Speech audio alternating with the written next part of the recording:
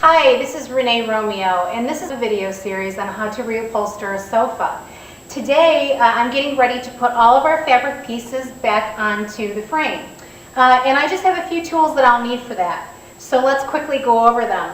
I'll need a staple remover, a regular hammer, a tack hammer, which is magnetized on either end, a ball of twine, assorted staples, anywhere from 3/8 of an inch to 9/16 of an inch, a good pair of fabric scissors, needle nose pliers, can you help me, Kitty?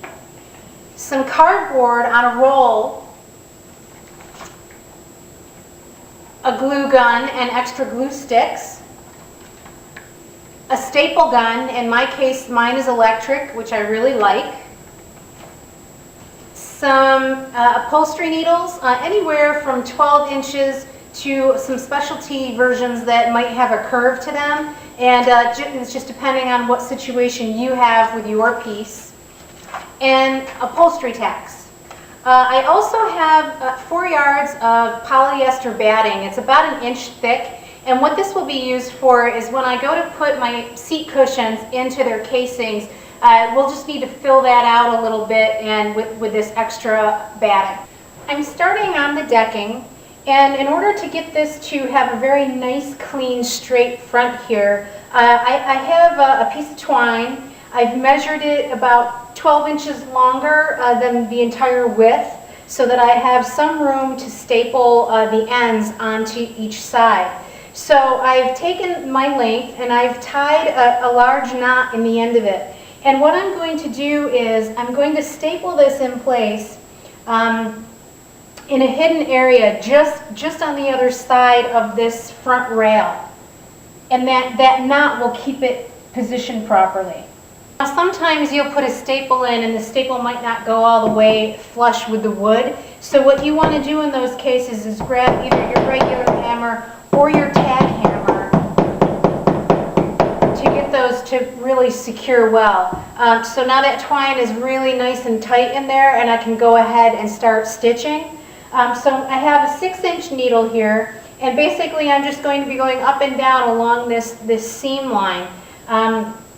I've located the very center. I know where that lines up, and I'm going to pull it taut and put my first stitch in directly into that seam.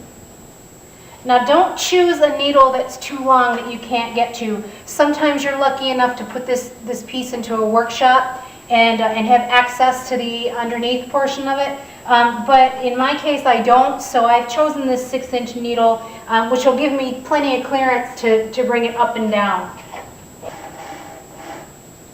So I pull that all the way through. I go over, I would say another 3 inches. Your stitches will be 3 inches apart from one another. And it's just a running stitch. This is a very heavy duty twine, and so it's going to make it nice and taut. You'll also notice that I've peeled away this front batting, this cotton batting, just to get it out of my way, and it'll give it a nice roll when I go to roll my finished fabric over the top of it. So as you can see, this is the stitching that I'm doing. So I have, each length is about 3 inches long, and it's simply going up and over and up and over. I'll position this cotton batting back into place along this front edge here, making sure that I'm tucking it as I go, evening it out. Once I have that in position, then I can take this finished fabric and pull it toward the front. Now I'm not going to start stapling just yet. What I'm going to do is get this decking material positioned in place, tucking it underneath all of this extra cotton batting. And I'll do that along the back.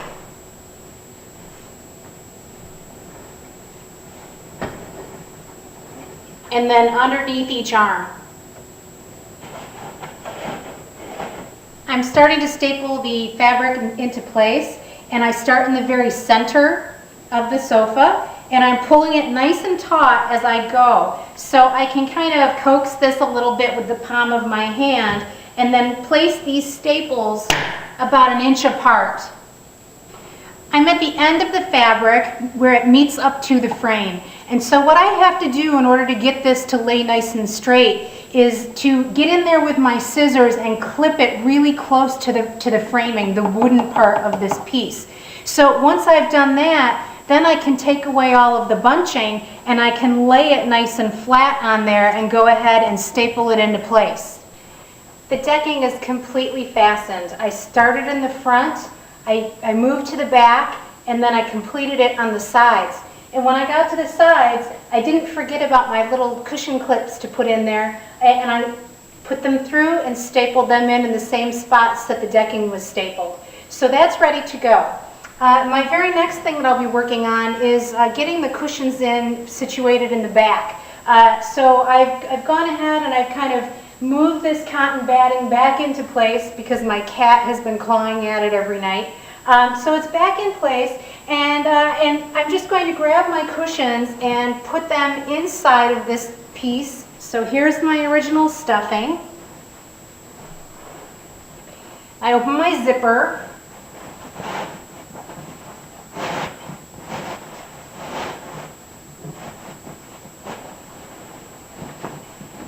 Push it into the corners first. Fortunately, this fiber fill is really pliable.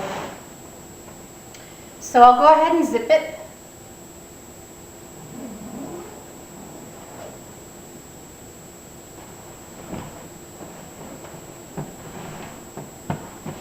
Okay, and so now what I'm noticing is when I have everything back into place, I've got a little bit of area here that needs a little bit extra stuffing.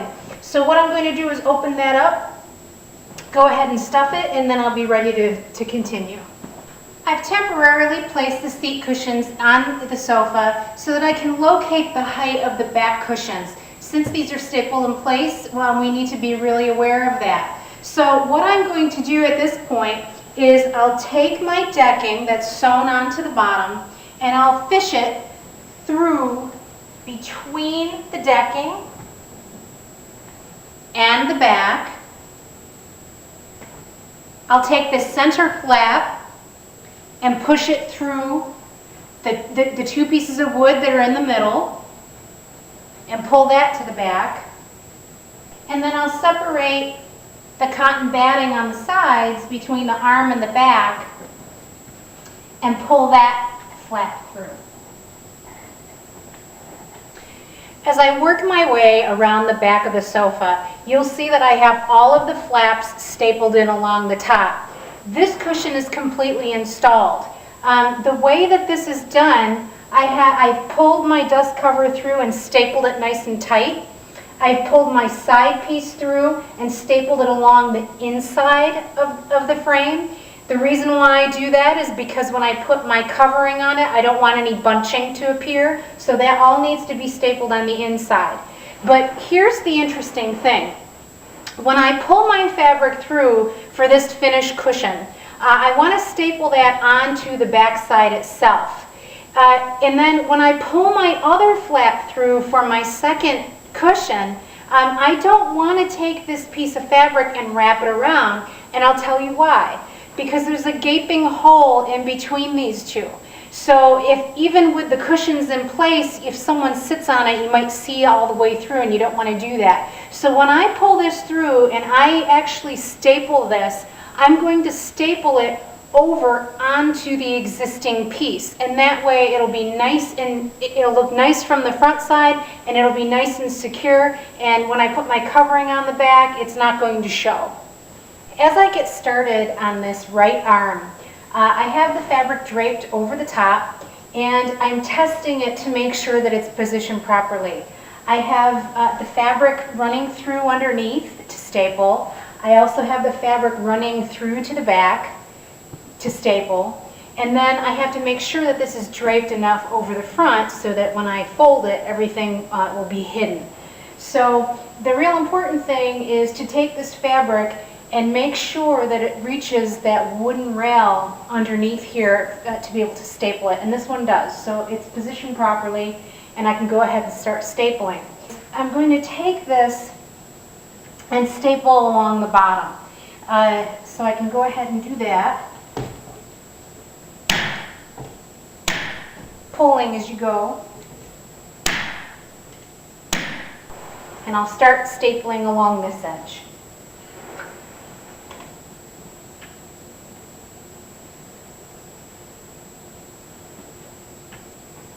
And I pull it nice and tight.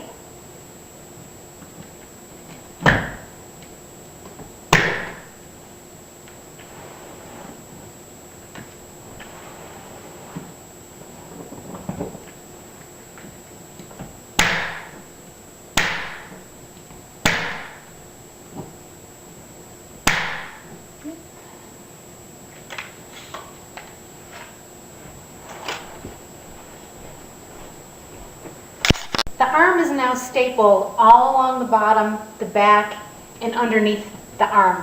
So I have the fabric pulled back to expose this front area that I'd like to redesign. And I need to remove this cotton batting. Underneath it is a piece of foam that's been wrapped all the way around, and it just kind of wraps to the front of this. So I'm going to trim this cotton to about 1.5 inches or so all the way around. So I've removed all the cotton batting. I've trimmed out around, you'll see the foam underneath, and then the batting just wraps over the top of it. And so then I can go ahead and pull my fabric down, tucking as I go, and start stapling things in place. And again, pulling on things to make sure it's nice and taut. I need to make a line here of staples all on the inside of this roll. Okay, my first pleat is done. I need to count how many I have on the other side and make sure I have the same amount on this side. Now from time to time as you go along, you may need to replace some of the batting that's come off. Well, in my case it's come off because my cat has been having a field day with this couch at night, so she's been ripping it off. But you know, sometimes you might pull it off along with the fabric, so you might need to get in there and add a few little pieces here and there to puff it back out.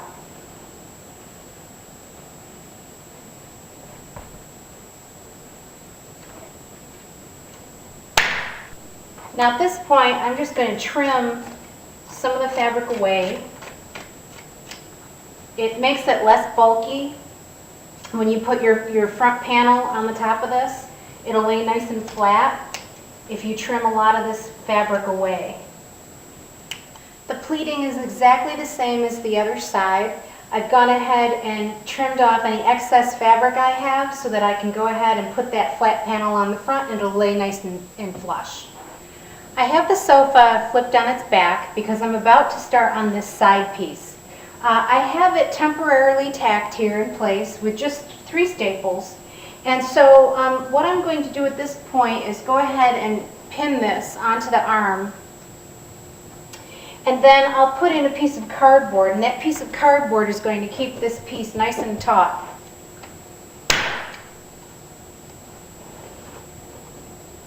And I try to push it as far up into the arm as possible.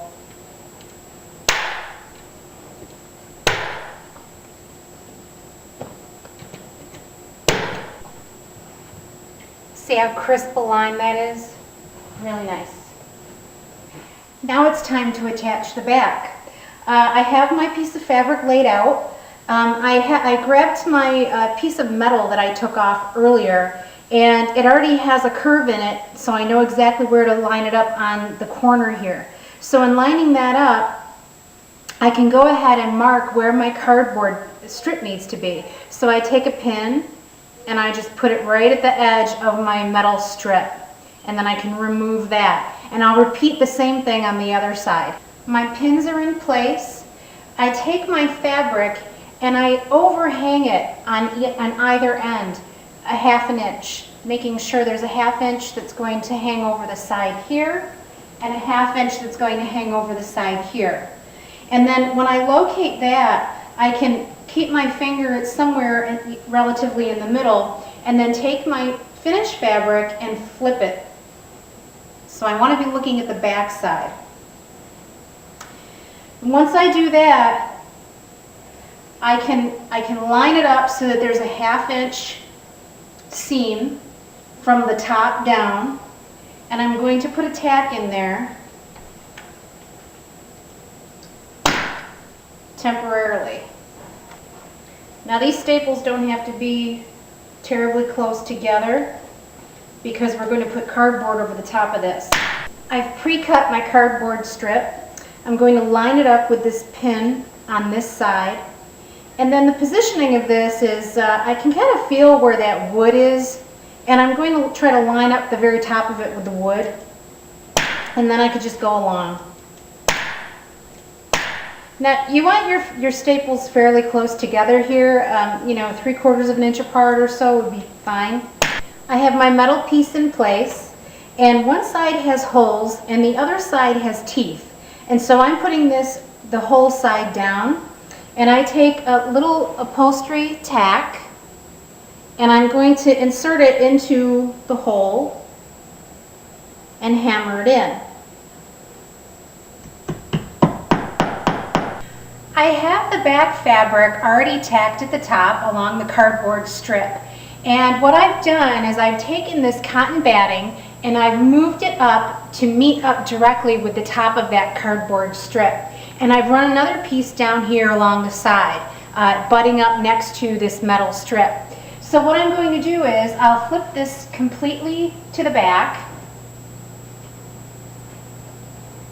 and I'll start tacking along the bottom.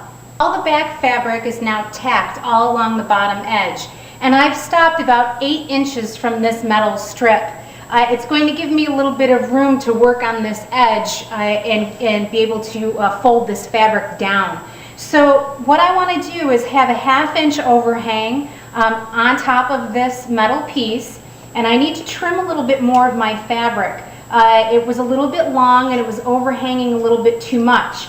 Now you might get a little bit nervous about trimming this, but it really does need to be 1/2 inch away from the edge of that metal in order to fold over properly and really secure and adhere this. So I've simply pressed down onto the teeth and it's grabbed onto the fabric, and what it's going to do is I'll gently fold it over and it'll pull that fabric nice and taut. I have it opened up about 45 degrees. You're going to need to open it up 90 degrees in order to get the tacks in. But at this point, we're going to close it down to 30 degrees, and that way we can get our fabric in here and get it to grip on the teeth. And then I'm taking a hammer. A lot of people use mallets for this, but I think a hammer works just fine. Pulling the fabric down and out at the same time as you go, and it's just going to grip onto that and then close up, and you can probably see as I'm moving along here that it's pulling the fabric nice and taut, and it looks perfect. And then go ahead and tack the rest along the bottom. I need to locate the position of this cording that goes above the skirt, and the way that I do that is I take the old skirt and I measure from the bottom of the skirt to the top of the skirt. In this case, it's 9 inches. What I do with that measurement is add in an inch, because on any skirt that goes along the bottom of a chair or a sofa that's upholstered, it sits up about 1 inch from the floor, and that's to accommodate for carpeting or for dust to flow underneath it. So in that case, the measurement in total is going to be 10 inches. But what I have to take into account is adding in the measurement of this cording at the top here. So this measurement is actually 3/8 of an inch. So my total length is going to be 10 3/8 inches. So I'll take a Sharpie marker and hold my tape measure at the bottom and go all the way up till I get to 10 3/8. So that's my measurement that I'll line up the very top of this welting to that mark. So as I go along, you'll notice I don't have another leg until I get to the other end. So what I'll do in this mid portion to get the proper length is measure from the bottom of my wood up to the mark that I just made, and that's 6.5 inches. So I'll take and mark 6.5 inches all the way along the length until I get back to this foot and mark this at 10 3/8. You'll notice that I've already put on my dust cover, and I simply took the fabric and placed it on the top of it and then stapled all the way along the top edge. So that's secure. The next thing that I've done is taken these small underskirt pieces and attached them on all 4 legs and the middle back and the middle front. From that point, I've gone ahead and put on the skirting pieces all along the front and the sides. So at this point, I'd like to share with you the technique for putting the back skirt on. Ordinarily, what you would do, you would take this measurement from 1 inch above the floor to the bottom of the welting, and then you'll take that measurement and mark it on the back side of your skirt. So I've simply done that with a Sharpie marker, and that line is going to line up just underneath that cording in the welting. So once that's lined up, you can then take your cardboard and wedge it in there right up close to the bottom part of that cording on the welting. So you'll staple that into place, and then when you're finished, you simply flip your skirt over and it's got a nice crisp line all the way underneath that welt cord. Since I'm putting a decorative trim underneath that welt cord, I'm not going to do it that way. The way that I'm going to do it is I'm going to be working on the front side of the fabric, and I'm going to take that same measurement from 1 inch above the floor to just underneath that welt cord and transfer that measurement to the front side of my skirt fabric. So in this case, it's just over 9 inches. So I've made a line with my Sharpie marker, and I'll go ahead and cut that. With all of the skirting attached, I still have to deal with this raw cut edge at the top of the skirt. And so what I'm going to do is take this piece of cardboard and put it just at the top of the skirt, just underneath the welting.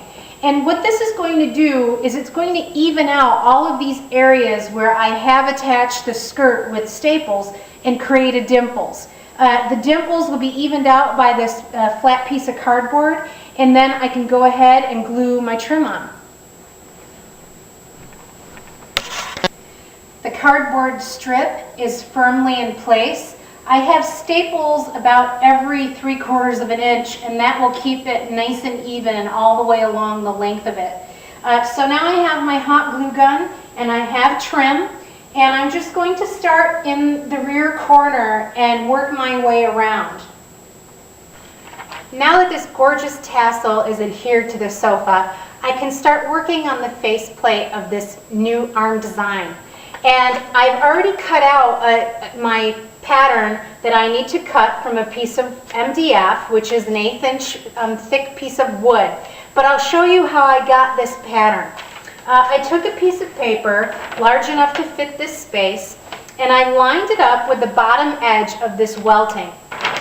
Then I've just simply taken the pressure of my finger and ran it along the inner edge of all of this foam. So I continue around and run it along this outside edge of the arm. And from that point, it gives me an indentation on the paper that I can run my scissors along and cut out the shape. And I can make any adjustments left, right, up, or down so that it'll cover all of these staples from the fabric. And then once I'm done with that, I move it to the other side and make sure that it covers all the staples on the other side, making any adjustments in my pattern as I go to make sure that both sides are identical. This is modified density fiberboard. It's really wonderful for small projects like this. It's only 1/8 of an inch thick, and it'll give us a nice secure backing for our new front piece of our arm. So I'm taking my antique jigsaw, courtesy of my Grandpa Joe, and I'm going to go ahead and cut out these shapes.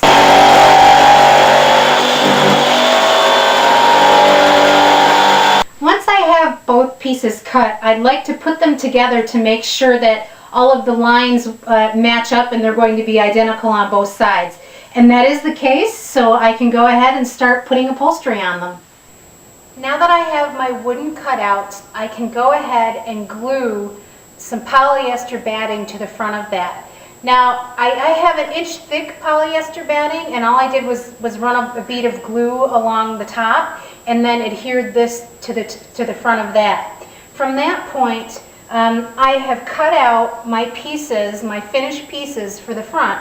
And if you'll notice, I have the exact same pattern on one as I do on the other, so that they look symmetric.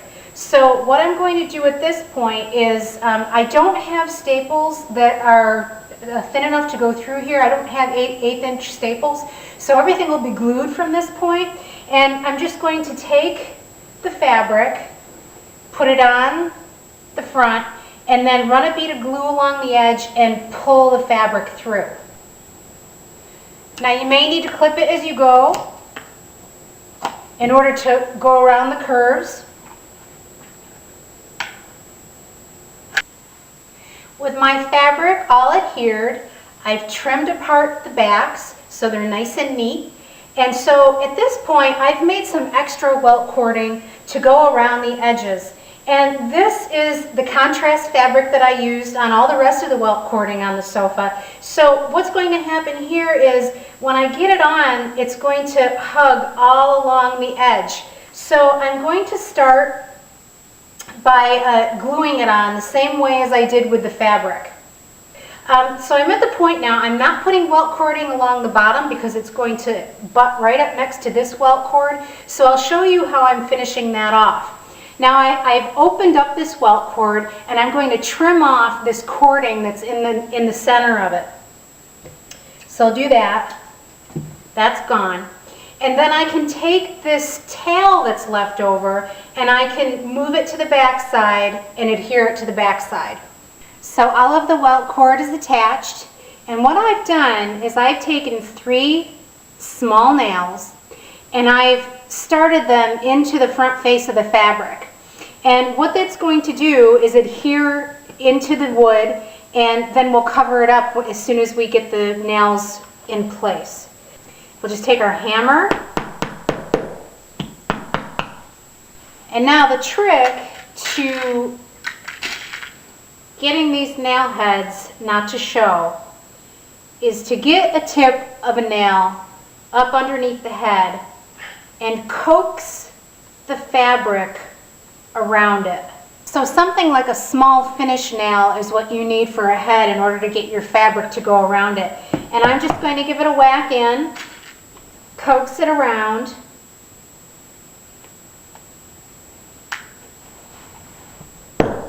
Get it nice and hard, and it's in there really tight. The very last portion of reupholstering this sofa is to get the cushions back into the new cushion covers.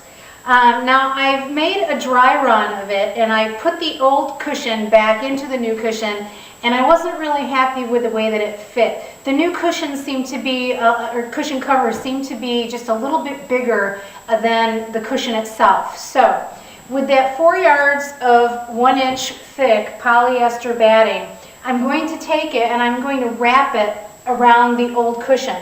So here's the old cushion. I have the front facing toward me, and so what I'm going to do is just take this and make sure that when I cut it, the sides are going to line up perfectly and the back is going to line up perfectly. I need to cut it along the side to do the same thing, and then I'm just simply going to whip stitch it all the way around the edges. I finished stitching on 3 sides all the way around the old cushion, and I did it with upholstery thread because it'll be a lot tougher to break through that thread than regular thread. So what I've done in the process is make sure that I pulled this nice and tight so it's not going to shift around. And now I'm going to go ahead and muscle it back into that cushion cover. So this is my completed project.